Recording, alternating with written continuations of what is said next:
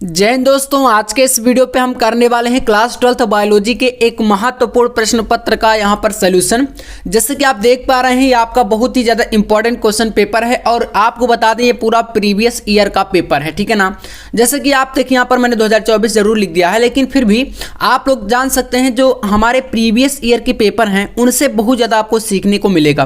कैसे इसके प्रश्न आते हैं, किस प्रकार से इसका जो क्वेश्चन का एक पैटर्न है पूरा, मतलब जिस चैप्टर से क्वेश्चन रखे जाते हैं आपको पूरा समझ में आ जाएगा कैसे कैसे पेपर में प्रश्न आपके आने वाले हैं, क्योंकि ये ओरिजिनल पेपर है, ठीक है ना। तो चलिए शुरू करते हैं, ज़्यादा टाइम वेस्ट हम लोग नहीं करेंगे। यहाँ पर आप लोग बाकी की सारी चीज़ों को जानते हैं। यहाँ से बहुविकल्पीय प्रश्न आपका देखिए स्टार्ट होता है। अब ऑब्जेक्टिव क्वेश्चन में बात करें तो यहाँ पर आपके सामने पहला क्वेश्चन दिया गया है, आनुवांशिकता रूपांतरित पौधा है। अब देखिए यहाँ पर आपके सामने 4 ऑप्शन दिए गए हैं, बीटी मक्का, बीटी कॉटन, बीटी राइस और इनमें से कोई नहीं। देखिए आपको पता है जो अनुवांशिकता रूपांतरित पौधा होता है वो होता है सुनहरा धान। क्या होता है? सुनहरा धान। लेकिन यहाँ पर तो कोई ऑप्शन नहीं है ऐसा, ठीक है ना। तो बीटी राइस से इसको हम नहीं करेंगे, तो यहाँ पर आपको कर देना है ऑप्शन नंबर 4 में, ठीक है ना। तो चौथा विकल्प आप कर दीजिएगा इसमें, इनमें से कोई नहीं। और अगला क्वेश्चन देखिए, क्वेश्चन करा है निम्न में से कौन एक कूट यानी असत्य फल है। तो असत्य फल तो पता है आपको, सेब होता है ना, इसमें सेब कर लीजिएगा। तो ये आपका चौथा विकल्प सही हो जाएगा। इसके बाद चलिए नेक्स्ट पेज में देखते हैं हम लोग यहाँ पर। तो नेक्स्ट क्वेश्चन देखिए आपके सामने दिया गया है, आवृत्ति बीजी पौधों की भ्रूण पोष में गुणसूत्रों की संख्या x होती है। तो इसमें मैं थोड़ा सा कंफ्यूज हूं, लेकिन फिर भी आप इसमें लगाएंगे 3x में, ठीक है ना। गुणसूत्रों की संख्या यानी त्रिगुणित तो होती है आवृत्ति बीजी पौधों में, तो यहाँ पर आप लगाएंगे 3x में, ठीक है ना। तो इसको कर लीजिएगा। इसके बाद यहाँ पर आपके पास टाइफी रोग जनक, टाइफाइड रोग जनक के कारक को क्या कहते हैं, तो इसको बोलते हैं साल्मोनेला टाइफी, ठीक है ना। तो यहाँ पर आपका ये हो जाएगा चौथा विकल्प, साल्मोनेला टाइफी। अब यही जो क्वेश्चन है इंग्लिश में दिए रहेंगे। अब आएंगे हम लोग यहाँ पर अगले क्वेश्चन पर। तो देखिए निश्चित उत्तर ये प्रश्न देख, अब आपको ध्यान देना है, ये चैप्टर अच्छे तरीके से ध्यान दीजिएगा कहाँ कहाँ से ये क्वेश्चन उठाए गए हैं, ठीक है। क्योंकि ओरिजिनल पेपर है, मैंने पहले आपको बता दिया बिल्कुल, ठीक है ना। यहाँ पर कोई ऐसा नहीं है कि मैं आपको बता दूं कि यही बिल्कुल आपका आने ही वाला है। तो आप देखिए ध्यान दीजिएगा, क्योंकि अगर आप जो ओरिजिनल चीज़ें हैं उनसे थोड़ा बहुत जानकारी लेते हैं तो बहुत ज़्यादा आपको हेल्प मिलती है। कैसे क्वेश्चन उठाए जाते हैं ये तो आपको पता चल ही जाएगा। पात्रीय निषेचन क्या होता है? पात्रीय निषेचन देखिए मैंने आपको कराया है, इस पर टिप्पणी लिखने के लिए जो बोर्ड एग्जाम में आता है। जैसे इसमें क्या होता है, ये निषेचन जो होता है ये बॉडी से बाहर होता है। जैसे मादा की बात करें तो इसके अंडाशय जो है, अंडाशय निकाल कर, ठीक है ना, मादा के अंडाशय निकाल कर किसी एक पात्र में, ठीक है ना, पात्र में जो शुक्राणु होते हैं, क्या होते हैं? शुक्राणु। यहाँ पर लिख लीजिएगा, शुक्राणुओं से इसका जो है किसी पात्र में बाहर मतलब निषेचन कराया जाए। तो इस प्रकार की जो प्रक्रिया होती है आप समझ लीजिए, लिख देंगे आराम से, इसमें ज़्यादा कुछ है नहीं, 1 नंबर का क्वेश्चन है तो आप लिख देंगे, है ना। बॉडी से बाहर निषेचन कराया जाता है किसी पात्र में, ठीक है ना।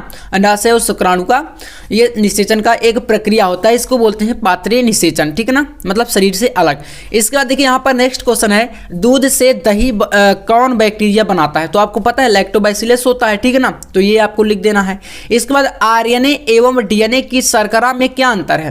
देखिए डीएनए में डीऑक्सीराइबोज शर्करा पाई जाती है और आरएनए में राइबोज शर्करा पाई जाती है, यही इन दोनों में फर्क है, ठीक है ना। इतना लिख देंगे। भारत में हरित क्रांति के जनक के रूप में कौन जाना जाता है?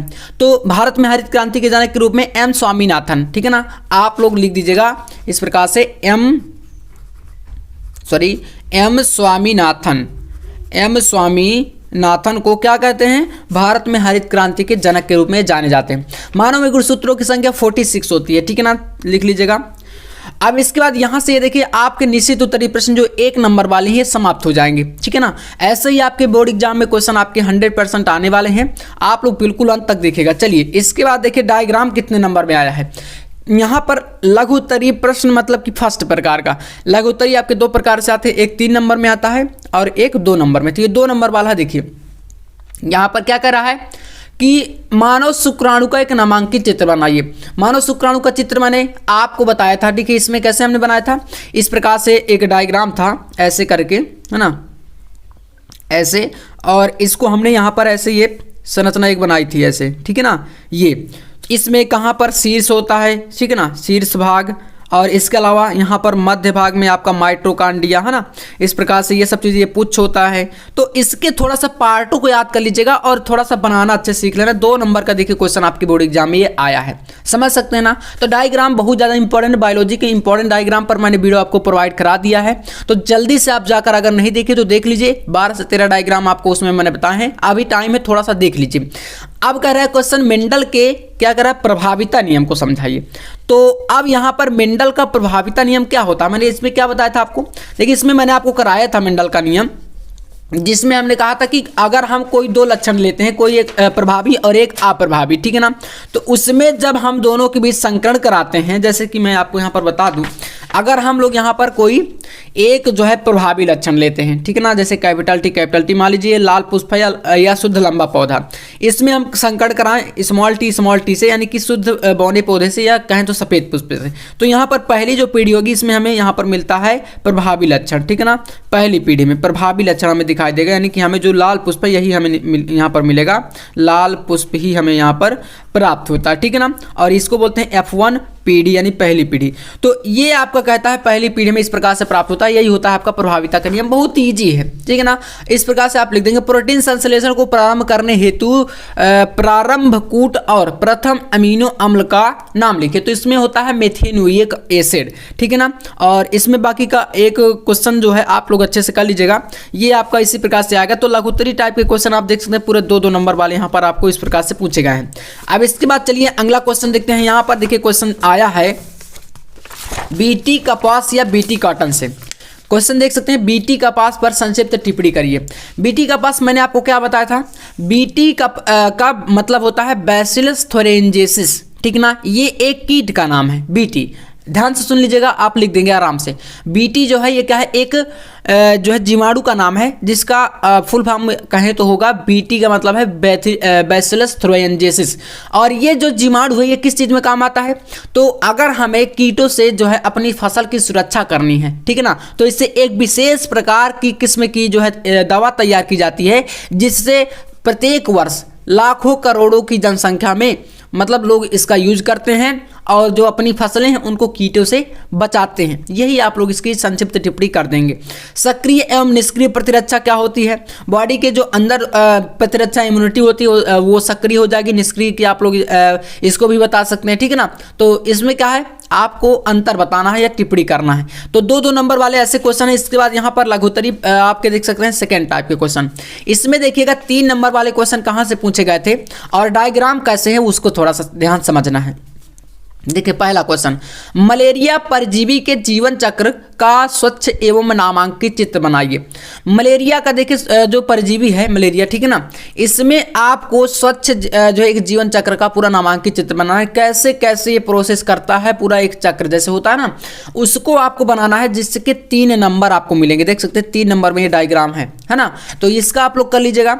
इसके बाद नेक्स्ट क्वेश्चन देखिए यहाँ पर क्या है, पुष्पी पौधों में मादा गुरु बीजाणु धानी या बीजाण तथा युग्मकोद्भिद यानी भ्रूणपोष सहित नामांकित चित्र बनाइए। ये चित्र है इसका। इसके बाद घरेलू खाद्य पदार्थों के उत्पादन में किन्हीं 3 सूक्ष्म जीवों की भूमिका का वर्णन कीजिए। ये हो गया। मरुस्थलीय पादपों और जंतुओं के अनुकूलन पर टिप्पणी। मरुस्थलीय पौधे जो होते हैं है ना, सूखे स्थानों पर पाए जाते हैं, और जंतु जो होते हैं वहाँ पर उनके अनुकूलन पर टिप्पणी का मतलब है वो कैसे अपने आप को अनुकूलित रख पाते हैं। जैसे वहाँ पर काफ़ी सारी समस्याओं का उनको सामना करना पड़ता है, तो कैसे अपने आप को वहाँ पर सुरक्षित रख पाते हैं, इस पर टिप्पणी लिखेंगे। तो 1.5 नंबर इसका, यानी कि पूरा 3 नंबर का ये क्वेश्चन। टोटल देख सकते हैं 3 नंबर के यहाँ से 4 क्वेश्चन है आपके लघुत्तरी सेकेंड टाइप में, और फर्स्ट टाइप के जो मैंने बताया उसमें 2 नंबर वाले क्वेश्चन आएंगे। अब यही इंग्लिश में है, यहाँ से आपका 3 नंबर वाले क्वेश्चन फिर से स्टार्ट होते हैं। परागण क्या होता है, पौधे में परागण के प्रकार पर टिप्पणी करिए। भैया मैंने आपको बताया है परागण क्या होता है। देखिएगा, जब कोई पुष्प है, ठीक है ना, किस मान लीजिए कोई ये पौधा है, इसमें कोई आपका पुष्प है, ठीक है ना, इसका ये वर्तिकाग्र होगा। अब इस पुष्प के जो परागकण हैं, जब ये किसी दूसरे पादप या इसी पादप के किसी दूसरे पुष्प के वर्तिकाग्र तक पहुंच जाते हैं, वो होता है क्रिया क्या कहलाती है आपकी, परागण, है ना, परागण कहलाएगी। अब ये कितने प्रकार का होता है, तो ये 2 प्रकार से होता है। एक होता है आपका यहाँ पर स्वपरागण, ठीक है ना, स्वपरागण, और एक होता है यहाँ पर इसी में पर जोड़ दीजिए तो पर परागण हो जाता है। तो स्वपरागण में क्या होता है, देखिए जब इसी पुष्प के परागण इसी पुष्प में या इसी पादप के किसी दूसरे पुष्प में वर्तिकाग्र पहुंचते हैं तो ये क्रिया कहलाएगी स्वपरागण। और जो पर परागण होता है वो उसमें जो है कोई दूसरे पादप के पुष्प में जो है इसके वर्तिकाग्र में पहुंचते हैं तो ये हो जाता है पर परागण। ठीक है ना। तो बाकी का आप लोग बना के देखिए, इसको लिख सकते हैं, बहुत ही ईजी है ना। पर परागण मतलब पर का मतलब दूसरे में, ठीक है ना, पराया, यानी कि आप इसे थोड़ा समझने का प्रयास करिए। दूसरे दूसरे पादप के पुष्प के वर्तिकाग्र में जब इसके परागण पहुंचेंगे तब होगा पर परागण। और अगर स्वपरागण मतलब इसी पादप के दूसरे पुष्प में या इसी पुष्प के परागण में परागण हो जाता है वो होता है स्वपरागण। ठीक है ना। तो ध्यान से इसको समझ लेना है। अब इसके बाद वाहित मल उपचार पर टिप्पणी, ये 3 नंबर। समष्टि के किन्हीं 3 महत्वपूर्ण गुणों का वर्णन करिए। प्रोटीन संश्लेषण में आरएनए की क्या भूमिका है। ठीक है, तो ये हो गया क्वेश्चन नंबर 5। आप इंग्लिश में पूरा देख सकते हैं। नेक्स्ट यहाँ पर टिप्पणी मैंने देखी, हमेशा आपको कहा है और कई सारे वीडियो मैंने प्रोवाइड कराए हैं, टिप्पणी पर ज़्यादा फोकस करिएगा। बोर्ड एग्जाम में बायोलॉजी में टिप्पणियाँ बहुत ज़्यादा आएंगी और फिर आप लोग अभी नहीं करेंगे, बाद में पछताएंगे तो कोई मतलब नहीं है। इसलिए थोड़ा ध्यान से अच्छे तरीके से पढ़ाई करिए और जितने भी वीडियो मैंने प्रोवाइड कराए हैं आपको टिप्पणी वाले, उनको बिल्कुल तैयार कर लो आप। ठीक है ना। मैंने काफ़ी सारे वीडियो आपको दिए हैं, किसी में 10 टिप्पणी, किसी में 20 टिप्पणियाँ, ऐसे काफ़ी सारे वीडियो हैं, तो उनको जरूर कर लीजिए आप लोग। ठीक है ना। देखिए यहाँ पर निम्नलिखित पर टिप्पणी करिए तो प्लाज्मिड्स हो गया, है ना, असंग जनन हो गया, जैव विविधता एवं इसके संरक्षण पर टिप्पणी, पुनर्योगज डीएनए तकनीकी हो गया। पूरे के पूरे 3 नंबर में भरा पड़ा है टिप्पणी, देख सकते हैं। तो ये काफ़ी ज़्यादा इंपॉर्टेंट 4 क्वेश्चन है, ठीक यहाँ पर, और चारों जो है 3 नंबर के टिप्पणी में ही है। तो क्वेश्चन नंबर 6 आपका टिप्पणी में ही पूरा समाप्त हो गया, देख सकते हैं। इसके बाद आपका स्टार्ट होता है लॉन्ग का क्वेश्चन। देखिएगा लॉन्ग क्वेश्चन में क्या पूछ रहा है यहाँ पर, विस्तृत उत्तरीय प्रश्न। इसमें पहला एक क्वेश्चन दिया गया, मानव में पाए जाने वाले किन्हीं 3 क्रोमोसोमीय विकार सिंड्रोमों पर टिप्पणी लिखिए। जैसे इसमें क्लाइनफेल्टर हो गया, डाउन सिंड्रोम हो गया, टर्नर सिंड्रोम हो गया, है ना। तो ये विकार जो होते हैं इन पर टिप्पणी लिखना है कि आखिरकार कैसे उत्पन्न होता है। जैसे हम बात करें, लाइए डाउन सिंड्रोम को लेते हैं, इसमें कैसे ये उत्पन्न होता है, कैसे गुणसूत्रों की संख्या कम या ज़्यादा हो जाती है। इसी प्रकार क्लाइनफेल्टर, है ना, टर्नर सिंड्रोम, इसमें क्या होता है ना, गुणसूत्रों की संख्या बढ़ जाती है या घट जाती है। तो इसमें तीनों को आप अलग अलग करके समझाएंगे, जिसका पूरा मिलेगा आपको यहाँ पर 5 नंबर, देख सकते हैं ना, 5 नंबर के क्वेश्चन है। तो ये हो गया। और अथवा में एक क्वेश्चन दिया गया, तो आप अगर नहीं चाहते उसको करना तो आप नीचे वाला कर सकते हैं, पुष्पीय पादपों में लघु बीजाणु जनन पर सचित्र वर्णन। तो ये भी मैंने कराया है, मतलब ऐसे कोई क्वेश्चन ज़्यादातर नहीं फंस रहे हैं। अब जो मैंने नहीं कराया, आप लगातार क्लास से जुड़े हैं तो आपको पता भी होगा, मैं लगातार आपके लिए ऐसे क्लास से प्रोवाइड कर भी रहा हूँ। तो ये क्वेश्चन नंबर 7 है, देख सकते हैं, पूरा अच्छे तरीके से इसको कर लीजिएगा।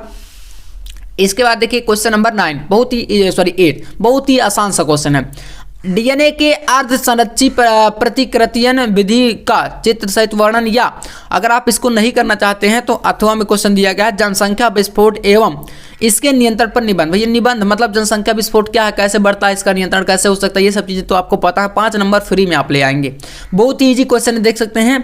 और ये आपका क्वेश्चन नंबर 8 है। ऐसे आपका 8वां क्वेश्चन देखने को मतलब मिलेगा, है ना। लास्ट वाले चैप्टरों से देखिए आपके ज़्यादातर आए, एक क्वेश्चन आपका शुरू से रहेगा और एक क्वेश्चन लास्ट से रहेगा अथवा में। ठीक है ना। 5 नंबर वाले क्वेश्चन जो भी आपके बनेंगे बोर्ड एग्जाम में, तो आप पूरा पैटर्न यहाँ से ही समझ सकते हैं, ओरिजिनल पेपर है। इसके बाद देखिए क्वेश्चन नंबर 9 है, जीव मंडल आरक्षितियों एवं राष्ट्रीय उद्यान एक जो है विवरण देना है। फिर आपका मासिक चक्र को परिभाषित कीजिए, इस दौरान हार्मोन्स की पारस्परिक क्रिया का एक विवरण दीजिए। 5 नंबर, बहुत ही आसान सा क्वेश्चन है, एकदम हलवा क्वेश्चन है। ठीक है ना, इसको तो आप बिल्कुल छोड़कर नहीं आएंगे। तो देख सकते हैं पूरा 9 क्वेश्चन आपका बोर्ड एग्जाम में आने वाला है और ऐसे ही पेपर पूरा का पूरा ऐसे ही पैटर्न पर आपका पेपर बनेगा। और जो क्वेश्चन यहाँ पर उठाए गए हैं आप पूरा देख सकते हैं, कहाँ से कौन सा क्वेश्चन जो है लिया गया है, पूरा आपके सामने है। और बस आपको यहाँ पर देखिए थोड़ा समय ऐसा कर दिया हूँ, लेकिन आप समझते हैं यार करना पड़ता है। ठीक है ना।